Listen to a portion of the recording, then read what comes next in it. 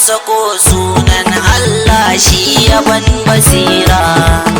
in yabo ga shugaban kowa annabi mai cikar jamala, dan shi aka yoni aka yi humuda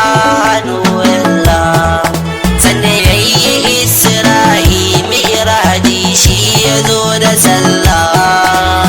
din tana guda 50 sai da ta zambiyar fajimla. Ya Rasulallah ya Habibullah,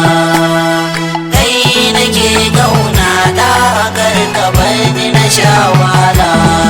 dan Amina da Abdalla da hakai ne dai ka kau da shirka.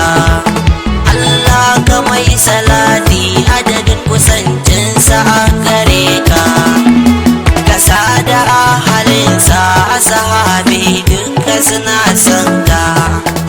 kasa alil baiti tabi'ina da ni a masu son ka, na baka zuciyata